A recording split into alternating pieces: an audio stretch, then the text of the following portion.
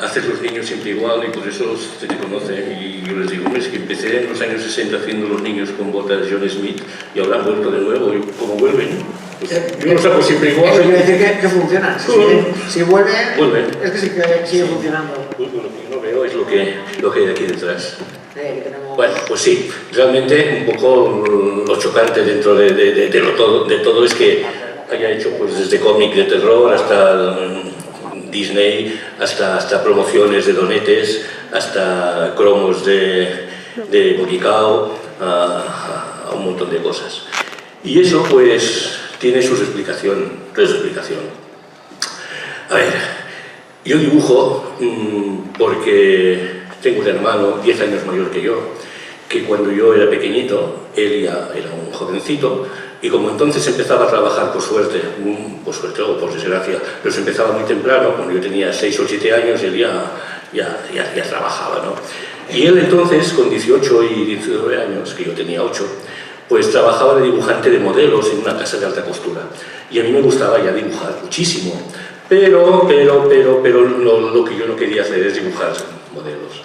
Entonces él se puso a trabajar en publicidad, yo seguía sin querer trabajar publicidad, porque a mí lo que me gustaba, yo era de pequeño, en los años 50, un compulsivo coleccionista de cromos. O sea, lo de coleccionismo ya me venía de pequeño. A la gente joven, no digo joven porque aquí no veo nada, pero, o sea, gente mayor tampoco no debe haber mucha. Mayores no hay, no muchos mayores. Bien, pero entonces me refiero que... Bien.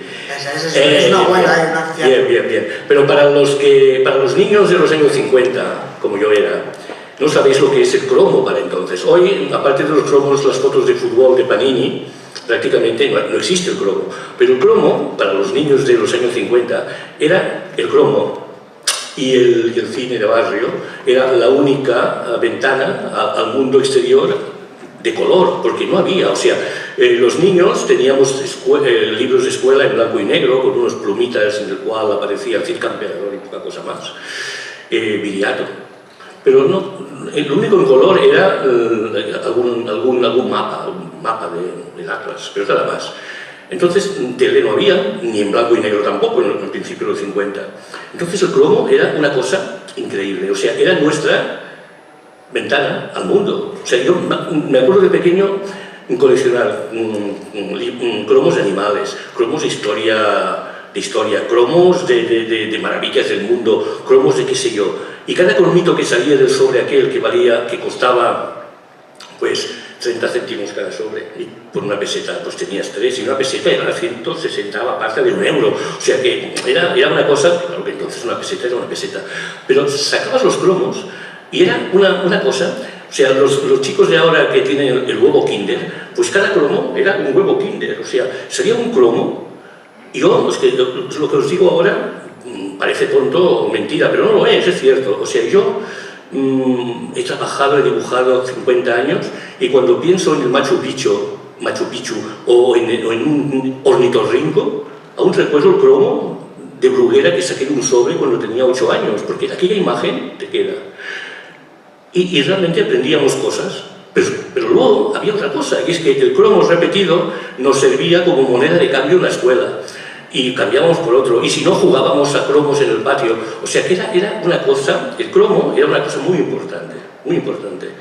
Y vosotros, claro, sois jóvenes, pero en las películas, en el cine de barrio de Tele 1, Tele 2, no sé, sale películas de Paco Martínez Soria con la boina que va a ciudad y saca un mazo de billetes con una goma.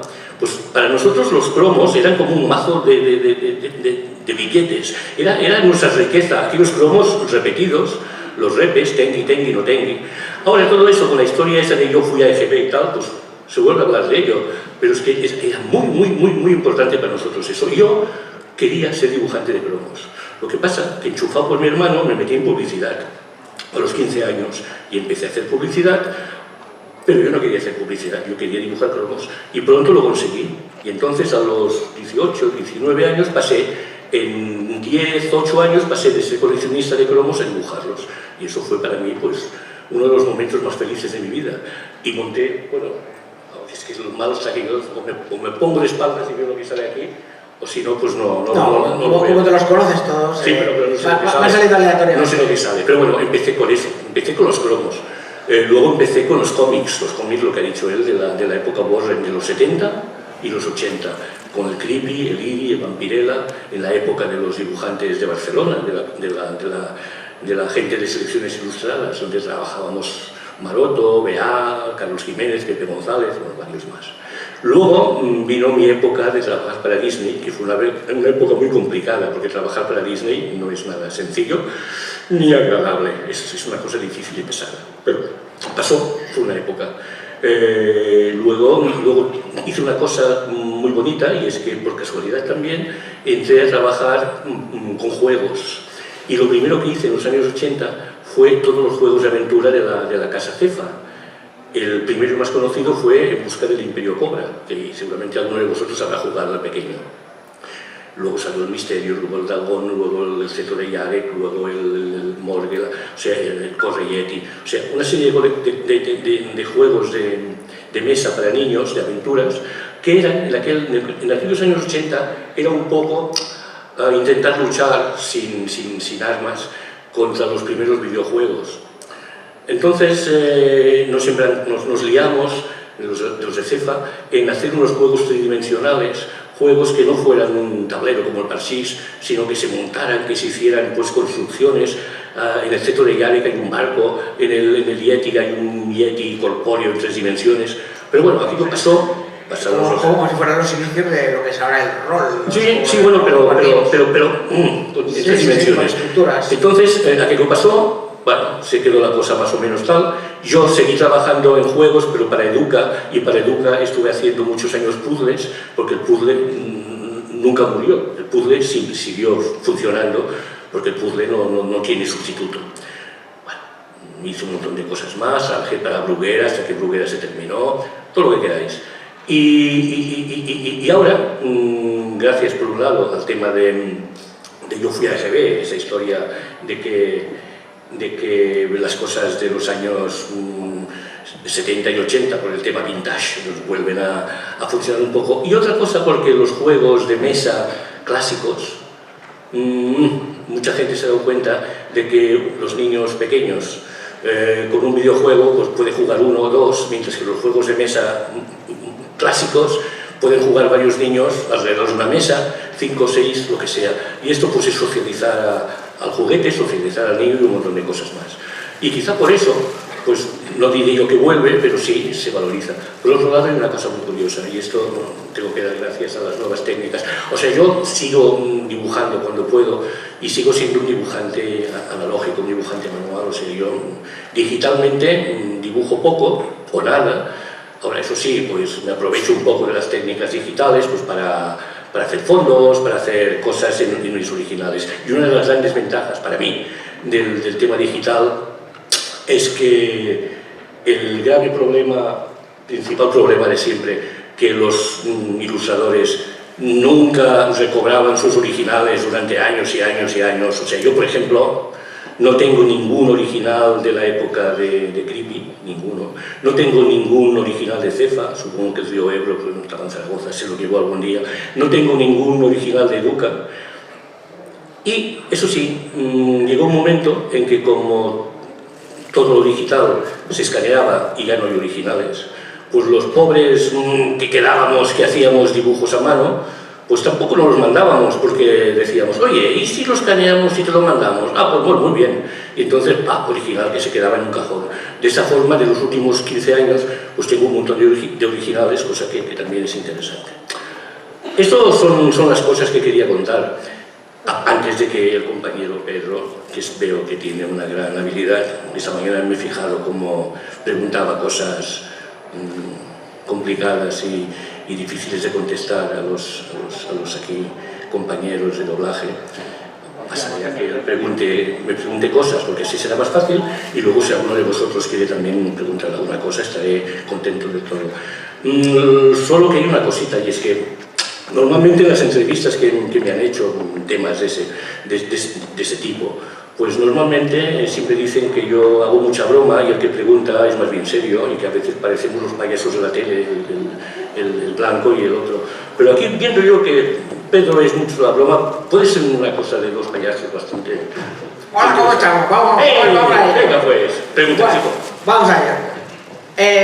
Realmente cuando hay un encargo, por ejemplo, el tema del cromo primero, ahora los cromos es muy fácil, es una foto, le ponen goma detrás, adhesivo y arreglo. Antes cada cromo era una pequeña obra de arte, porque tenías que hacerla en exclusiva y a ese formato. Vas a crear la foto, la amplías, la reduces o segmentas. Bueno, no tampoco no estamos... Mira, ¿ves? Estas son las cosas que dibujo cuando no me encargan nada. Y ese es el pato. Sí. Por ahí es sí, los patos con dos renesaciones abandonadas. Esas son las cosas que dibujo cuando no tengo que dibujar ninguna cosa de cara. Hace poco has vuelto a trabajar para cómic, ¿verdad? ¿Cómo? Hace poco has vuelto a trabajar para cómic. Te habían encargado unas cosas y... Bueno, tampoco no gran cosa.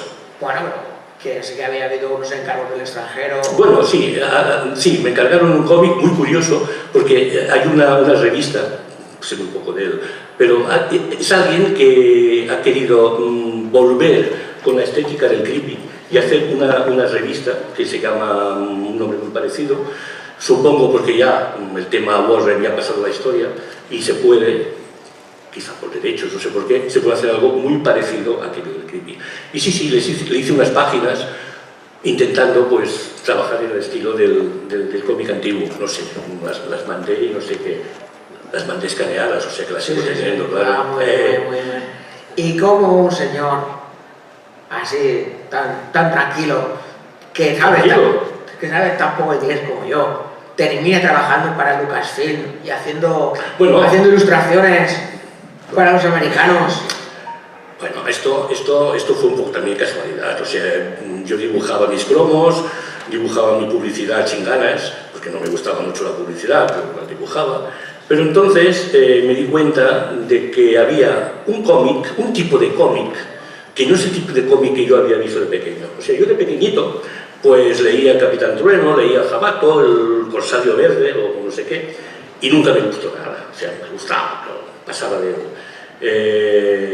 Tintín nunca me gustó, Asterix de aquella manera, pero he de aquí que en los años 69-70 apareció una revista que si hay alguien aquí enfermo del cómic, no sé si habrá alguien, conocerá, que era una revista que se llamaba Drácula, que la editó Gurulán en tal Gasca, en el País Vasco, Sebastián Gasca. Ese cómic fue una cosa muy curiosa, porque aquí trabajaba José María Bea, trabajaba Carlos Jiménez, Pepe González, trabajaban. Y yo me di cuenta que había un cómic diferente. O sea, que el cómic no era el Capitán Trueno, los superhéroes. Sí, no era la famosa línea clara que llamaban. Bueno, la línea clara aún no había nacido. Sí, pero que no eran trazos muy estilizados. No era eso. Y entonces descubrí que había una revista que se llamaba Linus, una revista italiana, porque los humanoides asociados no habían nacido aún, ni el Metal Hurlan ni esas cosas no habían nacido. Pero había Linus, y aquí en Linus encontré una cosa muy curiosa, que eran unos dibujantes, un tal Brescia, argentino, un tal Battaglio italiano, un tal Topi también italiano. O sea, me di cuenta que el cómic era un lenguaje, no era simplemente una cosa para... Pero es que en aquel momento había nacido el cómic para adultos. Que hasta entonces el cómic era una cosa para niños. Sí, además aquí estaban los tebeos y luego el cómic para adultos, pero la novela gráfica para adultos. Pero no existía en los años 50, eso no existía. No. Y entonces cuando vi esto, pues me animé. Y en Selecciones Ilustradas, a ver, tú lo debes conocer, el José Tutain, en Selecciones Ilustradas. Bien, José Tutain tenía muchos defectos, pero tenía también muchas virtudes, y una de ellas, mira, aquí tenemos, ya ha desaparecido la Guerra de las Galaxias. Tenía virtudes, y es que sabía aprovechar el momento. Y había encontrado un filón en Estados Unidos con los dibujantes españoles y la gente americana, la gente de Warren. Y en aquellas revistas, Creepy y Vampirella, pues dibujamos un montón de dibujantes españoles. Y a mí me fue muy fácil, cosa que en otra ocasión seguramente no hubiera podido. Pero en aquel momento, pues llegué allí, me enseñé 4 dibujos que prácticamente no había hecho cosas de cómic yo nunca en mi vida, pero me dieron Casa Blanca y libertad para Estos son puzzles, esos puzzles que te decía de 1000 piezas. Y bueno, la cosa funcionó, y funcionó durante un tiempo, durante unos años primero, luego un tiempo en que no quise hacer porque tenía otras cosas que me gustaban más, y luego volví en los 80 con el tema del cómic.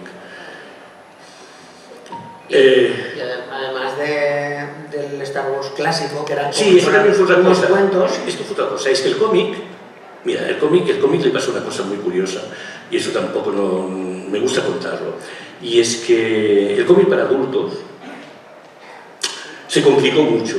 O sea, llegó un momento en que salieron el Mensal Ruslan, una revista americana, francesa, en que luego se publicó en América y en España, y la revista Totem, ¿a alguien le suena la revista Totem? Sí. Bien, la revista Totem publicaba esas historietas principalmente de los franceses y tal, y aquí estaba Moebius, que era un ilustrador, dibujante de cómics, empezó con el Teniente Boweberry, luego salió con otras cosas, Pero todos quisimos un poco ser Moebius en aquel tiempo. Entonces, unos queríamos ser Moebius en el tema gráfico, y entonces olvidamos el pincel que había usado Alex Raymond y los clásicos americanos, y cogimos un instrumento maldito, que es el Rotring. Que manchaba Rotring. Tú lo debes conocer. Vamos, aún queda por ahí. El Rotring era un instrumento maldito porque tenía dos problemas. El uno es que se manchaba, pero el otro es que se obstruía. Y entonces, si lo desmontabas, nunca lo podías volver a montar. Nunca. Porque había un hilillo dentro que luego, ya, olvídate. Y eso que no llevaba gafas, entonces nada. Y Moebius usaba eso, porque era una línea toda igual, sin gruesos ni delgados. Y bueno, pero es que este no era el problema. Moebius tenía otro problema. Y es que Moebius se creía muy listo, y lo era, y cada vez hacía guiones más extraños, guiones que no entendía nadie. O sea, Moebius... Era el David Lynch del cómic. Moebius hizo un cómic fantástico, que fue un principio de Blade Runner, un cómic que se llamó The Long Tomorrow, que no sé si lo conocéis, pero era un cómic fantástico, donde había replicantes, donde había un policía que buscaba replicantes, había naves, pero es que bueno, es que no debemos olvidar que Moebius formó parte de los ilustradores que prepararon... Correcto, el storyboard de... Vale, entonces todos quisimos un poco ser Moebius en técnica, pero claro, Moebius empezó con una serie que se llamó El Garaje Hermético, que no entendía nadie. Luego siguió con otro, Arzak fue primero, el Garaje Hermético ya fue lo máximo porque no se entendía, o sea, era una sucesión de ilustraciones. Entonces llegó un momento en que solo podían pasar dos cosas. Cuando no entiendes un chiste, o no te ríes, pero si se ríen los demás, tú te haces reír, porque si no te ríes parece que no lo entiendes y quedas como tonto. Con el cómic pasaba igual. Es lo que pasó en los años 60. Sois jóvenes y no los recordáis, no estabais, pero en los años 60 y 70 hubo un cine que era el cine de arte y ensayo, donde se tenía que ir a ver películas que no se entendían, que nadie entendía, pero que tenías... Nadie lo reconocía. Claro, y salías del cine, qué bonita esa película, qué buena esa película, pero ¿has entendido algo? No, pues lo mismo. Y si no te inventabas, porque al fin de cuentas era... De arte y ensayo que... Una cosa que se llama de arte y ensayo ya tiene tela, o sea que ya imagínate tú por dónde van los tiros. Y con el cómic pasó lo mismo. Era todo conceptual. ¿Qué pasó? Pues que ese cómic se fue hundiendo, pero la gente se cansó de comprar una revista que no entendía. Correcto. Y el cómic se hundió del todo. Los juguetes clásicos también. Y entonces, pues, hubo que hacer otras cosas. Entonces empecé a hacer cosas de Disney, porque los niños, pues mira, siempre hay niños nuevos. Sí. Empecé a hacer cosas de Disney y cosas así, hasta que vino la época digital. Entonces, en la época digital, pues había dos soluciones. O aprender la técnica digital, cosa que no es fácil, tampoco no es difícil, pero claro, cuando tú llevas practicando a mano durante 30 años, si has de empezar otra cosa, casi mejor dices, oye, tendré que pasar 30 años hasta conseguir, vale más, seguir trabajando con lo manual. Y luego me di cuenta de otra cosa muy curiosa, que esto es una cosa que le digo a las generaciones jóvenes, y es que les digo, pensad que por mucho digital que haya, siempre hay que dibujar antes algo y escanearlo para pintarlo luego. O sea, si no hay antes un dibujo, y ese dibujo lo puedes hacer con una tableta gráfica o lo puedes hacer a mano, da lo mismo. No olvidéis que el lápiz existe. Es que esto es una cosa que lo digo siempre. Y hoy me han dado una alegría. O sea, la primera alegría es la de hoy, de vosotros haberme invitado aquí a este magno evento. Pero la segunda es un par de chicos que me he encontrado ahí fuera. Uno de ellos se llama... ¿Cómo se llama? Ahora no lo encontraré. Bueno, no lo encontraré, seguro. Sí, me da pena no encontrarlo. Pero un chico joven que me ha dicho: es que yo sigo dibujando a lápiz. Hostia, ¿qué he pensado yo? Pues yo pensaba que no había nadie que dibujara a lápiz. O sea que realmente se sigue dibujando a lápiz, lo cual me alegra mucho. ¿Por qué te digo? O sea, la tableta, el ordenador, todo esto es un instrumento, pero sigue siendo necesario dibujar. Y durante un tiempo se olvidó. Ahora, pues la gente vuelve a estar en ello. Y antes de que me vaya por caminos como Moebius, pregunta cosas. Venga. Yo me acuerdo que antes, en los pastelitos de las meriendas, qué bueno, siempre había cromos. Mira, yo considero que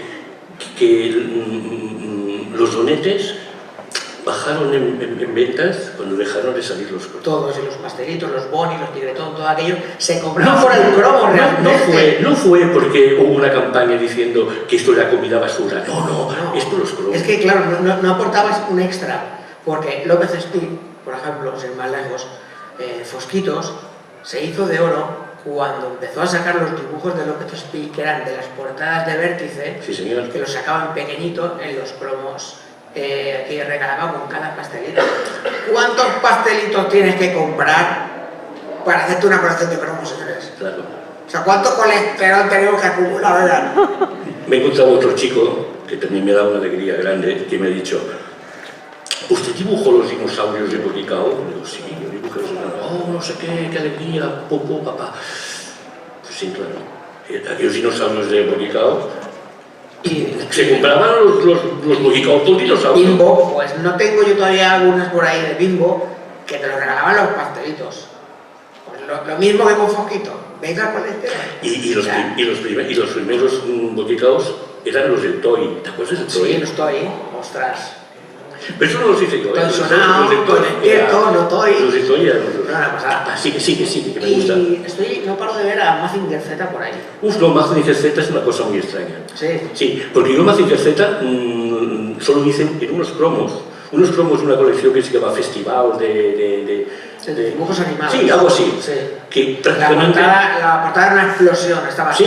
De Superman a Bugs Bunny. Y además, y dentro había una separata o algo así, que eran los del Disney. O sea, había Además lo ponía en la portada también incluye como si lo vendiesen ayer, cuidado. Disney. Sí, lo hice, bueno, yo hice el 80% de esos cromos, no todos, pero hice muchos, la mayoría. Y hice un par o tres del Mazinger, pero aparte de eso, o 4, pero nada más. Y de Indiana Jones también, del joven Indiana Jones. Bueno, de Indiana Jones hice un libro, es una anécdota que puedo contar, porque también hay otra cosa, que es que los jóvenes ilustradores de ahora, no sé si hay algún aquí joven ilustrador, ¿hay algún joven ilustrador? Sí. No hay ningún joven ilustrador, ¿no? Veo algunos que le dicen al otro. Sí, pero yo no veo nada. Pero no se te va a decir sí. Bueno, es igual. Si hay algún joven ilustrador por aquí, este es un joven ilustrador. El otro, he visto pues por ahí. Si hay un joven ilustrador. Si no van a pedir que dibujes. Los jóvenes ilustradores no saben lo que tienen. Porque hoy en día, si uno se documenta, o sea, los cromos que hacía yo de jovencito, costaban de hacer, porque te decían, oye, mira, dibuja aquí 200 locomotoras, la historia de la locomotora. Wow. Vete a hacer... Ahora vas al Google y encuentras, no 200.000 locomotoras. Y buscaba todo lo que... Entonces había... no como ahora que está Google. Buscar libros de viejo, ir al mercado de San Antonio, ir aquí, ir allá. Cuando encontrabas una locomotora alemana del 1920, decías, oh, qué suerte tengo. Claro, es que no era fácil documentarse, claro, como ahora. Tú ahora pones en internet y dices, trenes del siglo XIX. Y con el color pasa lo mismo. O sea, hoy en día tienes que hacer un personaje con un Pantone determinado porque te viene dado del cliente, y oye, buscas el Pantone y te sale. Antes no, antes tenías un mazo de cosas. ¿Tú te acuerdas del Pantone? La Pantonera la tengo una Pantonera. Yo también tengo una Pantonera, digamos. Pantonera, digamos yo. Claro, porque es de Pantones. Sí, pero Pantonera. Pantonera. Así, tal cual. Eso es un modismo valenciano. No, en diseño gráfico, en publicidad, pues... Pantonera. Toma la Bueno, pues vale, la Pantonera. ¿Qué tiene la Pantonera? Pantones. ¿De qué está hecho los Pantones? Mira, yo cuando Disney tenía que dibujar, pues por ejemplo, dibujé 2 o 3 libricos de la Blancanieves y los 7 enanitos. Cada enanito llevaba 5 o 6 colores de Pantone diferente. El gorro un color, la casaca otro color, las botas otro color. Entonces, hacer aquellos colores era volverse loco, porque tenías que hacer 4 o 5 multiplicado por 7, porque los enanitos son 7, son 35 Pantones diferentes. Cuando encontrabas uno que vestía igual, ¡oh! Era una alegría. No tengo que cambiar de pincel ni de pintura. Era una alegría, era como cuando tú ya empezaste a diseñar y hacías letraset y tal igual. Sí. Y antes del letraset, que se encargaba tipografía y la imprenta, que te lo mandaban como si fuera un rollo de fax. Tú lo hacías eso, ¿no? Sí. ¿Tú te acuerdas cuando tenías que hacer un texto y tenías que cortar letra por letra? Y que te faltaba un acento. Y tenías que contar letra por letra. Y cuando encontrabas una sílaba entera decías, no entera, hombre. Pues entonces con el Pantone lo mismo. Y era muy difícil. Y yo, pues hombre, daltónico no soy. Pero no soy tan fino como las mujeres, que las mujeres son muy finas en color. Y las mujeres saben lo que es un gris, perla nacarado, un blanco roto, ¿verdad, Laura, que es así? Sí, pero vete y dile que te lo pasen a eso no es cierto, que las mujeres son más sutiles con el color. ¿Verdad que sí? Vale. Pues entonces yo tenía que acudir a mi mujer y decir, oye, mira, búscame esos Pantones porque si no será terrible. Y entonces tenía unos potecitos de mermelada de esos que en una caja hay mermeladas diferentes. Y entonces una vez comí la mermelada, claro, porque si no, no tiene gracia. Ponía el colorcito del gorro, por ejemplo, del dormilón. Y el otro ponía las botas del gruñón. Y ponía aquí, botas gruñón, botas tal. Entonces yo iba pintando, porque realmente es que era muy difícil. O sea, ser ilustrador en aquella época era muy complicado. Lo que pasa es que como no había otra forma, pues ya está, lo hacíamos y se acabó. Pero gracias a esto, o por culpa de esto, pues debo tener en casa unos 3.000 libros simplemente de documentación. A mí me pides libros del siglo XIV en Rusia y tengo cosas del siglo XIV en Rusia. Y me preguntas cómo era una mesa española de siglo de oro y te saco, ya no te digo, una máquina de tren de Stevenson del siglo XIX. O sea, la documentación, sí, claro, no estaba en el Google. No te lo podías inventar, claro. Pero esto también era bonito, era agradecido, porque yo compraba esos libros y me los miraba y lo almacenaba, y como tenía más memoria que ahora, pues me acordaba, porque es que, oye, cuando te encargaban un avión, un Stuka, y entonces tú tenías que ir a buscar el Stuka, y más o menos sabías dónde lo tenías. Claro, pues ahora pones Stuka y te sale el Stuka. Bueno, lo que digo, era muy difícil ser ilustrador entonces. Bueno, ahora también lo es, porque la primera parte es esa, luego es la que te encarguen cosas y te las paguen después, que eso cada vez es más difícil. Porque además hay otro problema, y en eso los ilustradores de ahora tienen, no digo culpa, pero sí que les pasa eso. Y es que cuando yo era ilustrador, dabas una ilustración, la entregabas y el cliente decía: este cielo no me acaba de gustar mucho, pero bueno, ya está hecho, ¿qué vamos a hacer? Ahora no, ahora dicen: uy, ese cielo no me gusta, ponme otro color. Y luego, tampoco, ponme otro. Porque claro, como piensan que poner un fondo o cualquier cosa, cambiar el color de toda la ilustración no cuesta nada, porque, y claro que cuesta, todo cuesta. Pero ahora hace que las ilustraciones, a no ser que tengan mucha prisa, no se terminarían nunca. Pregunta. ¿Y cómo era aquello que de pequeño metías cromos que hacías tú manualmente. ¿Pero cómo sabes esas cosas? Ay, aquí hay que documentarse. Hay que documentarse de los invitados. Bueno, aquí es que esta es una tercera historia muy curiosa y además entrañable. Yo vivía en Barcelona, en un barrio humilde, en una calle pequeñita, estrechita, y con nosotros en casa vivía una tieta, valenciano y en catalán es tieta. Esta tieta vivía con nosotros y vendía periódicos con un pequeño puesto de periódicos en la Vía Layetana, aquí delante de la jefatura de policía donde el otro día hablaban Furlón, aquí delante. Pues aquí estaba. Y entonces yo cuando salía del colegio, cada día me iba a la paradita de mi tía, me sentaba al lado de la mesita, que era una farmacia.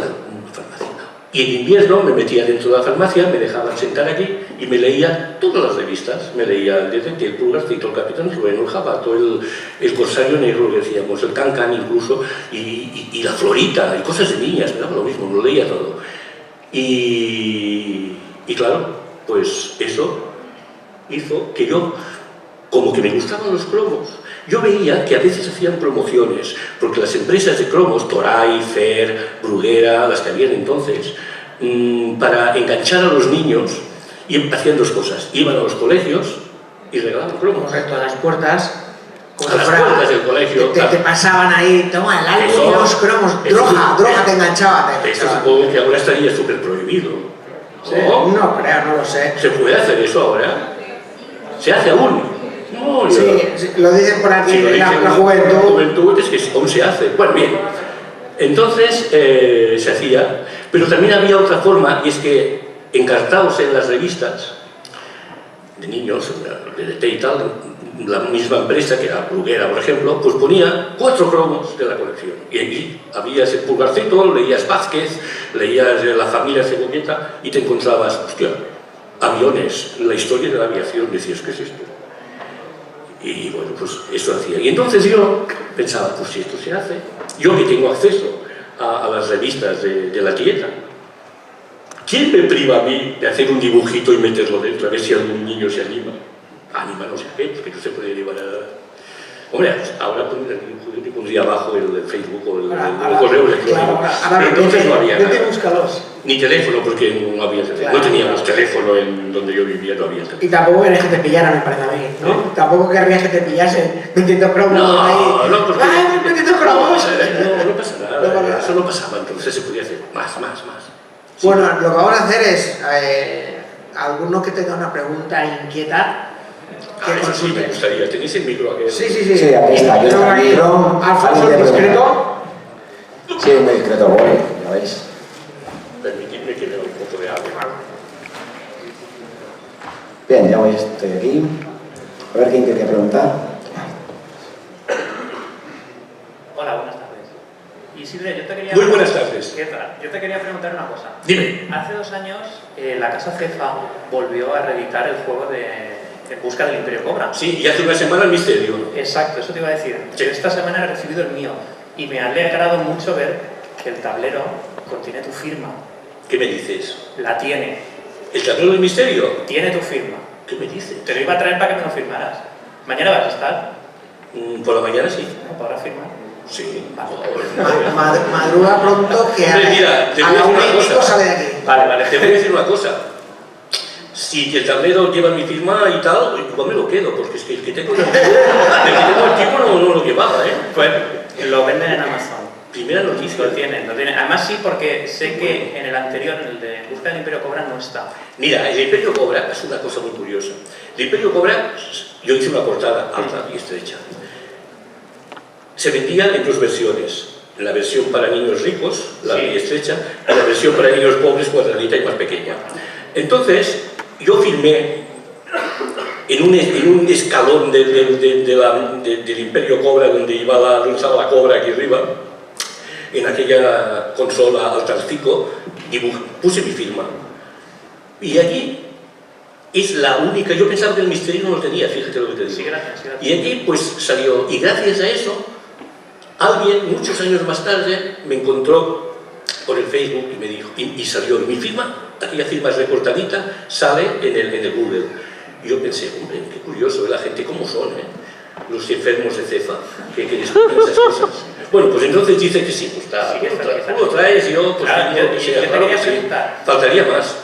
Con este tipo de reediciones de juegos clásicos, la propia compañía contacta contigo o directamente tú, como ya hiciste el trabajo hace 30 años, ya no tienes, Para nada, ya no para tienes nada. derecho a nada, ya... No, a ver, o sea, yo no hablo de derechos, porque derechos los dibujantes tenemos muy pocos. Pero una cosa es no tener derechos a que te paguen nada, pero otra cosa sería que ni te lo dicen, ¿no? Y realmente no lo dicen nadie. Mira, en Planeta empezaron a publicar hace 3 o 4 años la revista Creepy, en unos tomos así de gordos que valían 30 o 40 euros cada uno. Y empezaron por el primer número. Bueno, yo como que no empecé a trabajar en el Creepy hasta el número, no sé si era el 25 o por ahí igual, pues ni le di importancia. Hasta que alguien me dijo un día, oye, he visto una historieta tuya en el Creepy. En el Creepy ese nuevo que editó Planeta. Bien. No, me equivoco, no leí. Sí, Planeta, justo. Entonces, pues yo un día llamé a Planeta y le dije, hombre, a mí me parece muy mal que ni aviséis, hombre, es que sois muchos, porque en aquella época todos los dibujantes catalanes de por aquí, el Maroto, el otro y tal y cual, están aún, y sería muy complicado. Yo pensé, no, pero tampoco no cuesta nada, no cuesta tanto. Bueno, el caso es que me cabreé un poco y les dije, oye, pues tener un poco más de respeto. Bueno, el caso es que, bueno, algo conseguí. Me llegó una caja así de grande con todos los creepies que habían editado, que como que eran gordos así y tal, y valían 30 euros, pues bueno, mira, me regalaron 300 euros en 10 libros. Pero los de Cefa, nada, y además en Cefa pasa otra cosa, y es que aquí, si hablo yo con Cefa, mira, el sábado pasado estuve en Zaragoza en una reunión de gente de juegos, de videojuegos, donde se hizo un homenaje a los juegos de Cefa y todos mis juegos estaban montados en una gran sala. Bueno, pues realmente ellos me dijeron que habían contratado con Cefa y Cefa prácticamente les dejó 4 juegos y nada más, porque es que... Y yo esperaba ver alguien de Cefa para decirle, oye, ¿qué pasa con eso? Ya está bien, no os acordáis, pero es que ha cambiado tanto. O sea, claro, has de pensar que la gente que estaba en Cefa en los años 80 ya no hay ahora. O sea, que la cosa está muy malita. Y los originales, me parece que no los tienen, porque me han dicho que lo que se editó, el Imperio Cobra reeditado... Era un print and play. ¿Puede que fuera eso? Eso mismo, eso me han dicho. Era una edición de estas que están subidas en internet y la hacen. Y además en la caja de Misterio, no sé si hace 35 años o hace 30 los hacían aquí en España. Lo que sí que sé que esta gente que editó, porque la persona esa, el grupo ese que editó en digital el Imperio Cobra, sí que se puso en contacto conmigo y tal, y cual, y bueno. Y hay una página web en internet que cuenta eso, cuenta que Cefa debería, pues no sé, rendir un cierto homenaje, entre comillas, a Pepe Pineda, que era el que diseñó, bueno, inventó, entre comillas, los juegos, pues tampoco no es que fueran un juego completamente nuevo, pero bueno, era un juego nuevo, y yo que los ilustraba, pero es que eso no... Yo entiendo un poco lo de Pepe Pineda, porque en el fondo Pepe Pineda trabajaba en Cefa, estaba en la empresa, pero yo no, yo era un freelance, o sea que no costaba nada poner ilustraciones mías, ¿no? No se hace y ya está. Y lo mismo pasó con... De aquí, mira, aquí arriba está el festival de... La mitad de cosas de aquí no ponen nombre y las 3/4 partes no tengo los originales, o sea que aún es peor. Quizá la historia más bonita de todo eso es que con selecciones ilustradas, aparte de hacer todos los cómics y tal, ilustré 30 libritos de la Biblia para niños para la editorial Egmont de Dinamarca, y aquello fue muy bonito porque pude hacer dibujos de la Biblia muy a mi manera, Y bueno, yo entonces ya era muy agnóstico y mi forma de ver la Biblia pues era una forma muy de mi manera, ¿no? Y en los dibujos se nota bastante. Pero el caso es que yo iba dibujando, se mandaban las ilustraciones a Dinamarca, yo le decía selecciones ilustradas, y Tutein, que decía antes, que había muerto ya en aquel momento, y lo llevaban sus hijos. Y yo le decía, oye, pide los originales, porque yo los quiero tener. Pasó el tiempo, no los devolvían, hasta que un día yo llamé a Egmont, Dinamarca, me atendieron en danés, yo pues no sé danés ni mucho menos, pero dije aquello que se dice siempre, ¿hay algún español en la empresa? Y evidentemente había un español en la empresa. Buscaron un español y le dije, oye, yo soy Isidre Monés, el ilustrador de los libros de la Biblia, y vosotros tenéis aquí como 700 ilustraciones mías, a ver si os estiráis un poco. Se estiraron. Y un día me llamaron los de Selecciones Ilustradas, con los cuales yo había pedido 2 años seguidos que me devolvieran los originales, y me llamaron y me dijeron, Monés, porque me llamaban Monés, como en la escuela, que llamaban por el apellido, Monés, que tienes aquí una caja que casi no se puede levantar con un montón de originales. Fui a buscarlos, efectivamente no se podía levantar, pero lo conseguí. Y llegué a casa y oye, fue el día más feliz de mi vida. Encontré los 700 originales en papel Schocker, que es un papel de 250 gramos de gramaje, que pesan mucho, y bueno, aquí los tengo guardados, los 750 originales. Eso fue una maravilla, ¿no? Tiene una parte mala, y es que los de Tutein se enfadaron conmigo y me dijeron, no hagas nunca más eso, que nos puenteas. Digo, ¿cómo nos puenteas? Y hace 2 años que os lo pido. O sea, fijaros cómo son la gente. Los ilustradores de ahora que piensen que los editores no han cambiado mucho. O sea, que esas cosas también le pasarán a ellos. Sigue. O no, sigue vosotros, si hay algo más. Gracias. Va, venga, preguntadnos. Bueno, una pregunta más por ahí. Última pregunta. Sí, que nos queda un poquito. ¡Qué guástima! Ya. Es que lo ha explicado todo, Sí, es que realmente lo he escuchado todo. ¿Nada? Mira. Porque ahora se anima. Venga, va, sí. Ah, vale. Bueno, una pregunta. Muy picadito. Carlos Jiménez, cuando cuenta las historias... ¿Cómo? Carlos Jiménez, cuando dibujaba los cómics de los profesionales, ¿usted estaría también por ahí? No. Yo, mira, es que hay una cosa. Yo, con lo viejo que soy más joven un poco que Carlos Jiménez y Esteban Maroto y José María Bea. Y esos tienen 3, 4, 5 años mayores que yo. Y entonces la época, como si dijéramos, la época que Selecciones Ilustradas parecía un colegio, que estaban todos dibujando allí en la diagonal con mesitas y algunos con pantalón corto, yo no estaba.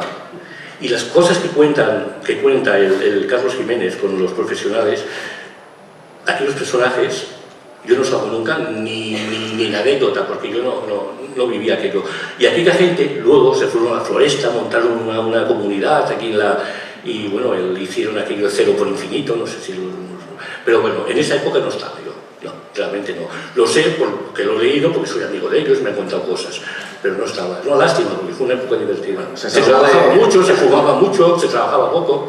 Oye, se salvó de cierta batalla entonces. ¿Eh? Se salvó de cierta batalla que hubo en las oficinas, ¿no?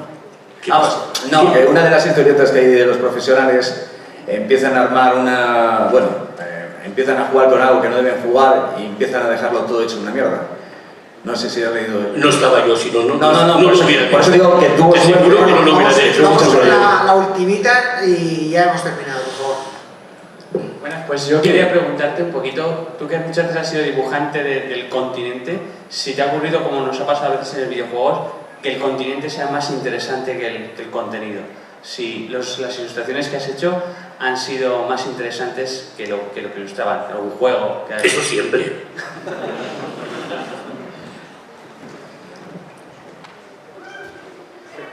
Respuesta escueta y eficaz, quirúrgica. Siempre. Menos en las guerras de galaxias, ¿eh? En las guerras de galaxias, no. En las galaxias, el contenido... Era importante, ¿no? Era importante, sí. Sí, porque también trabajaste luego en episodio 1 también. En el 1, luego en hice ilustraciones que me las devolvieron también, es una suerte porque las tengo, de la historia aquella del Har Har, sí, que realmente aquellas ilustraciones las como con patatas porque no los quiere nadie. Sí, es curioso porque ha estado poniendo a la venta todas sus originales de sus obras de Star Wars o parte, y hay grandes obras del episodio 1 y está Jar Jar y te puedes ver hasta los comentarios de Isidro diciendo, bueno, veo que este no os gusta, y ahí está el pobre Jar Jar diciendo, hola, concretme un poco. Bueno, pues nada, como solemos hacer al final de cada charla, vamos a obsequiar con una pequeña tablilla también a Isidro Monés, recordatorio de Cificom, tallada a mano, una ilustración también muy bonita. Así es que un fuerte aplauso para él.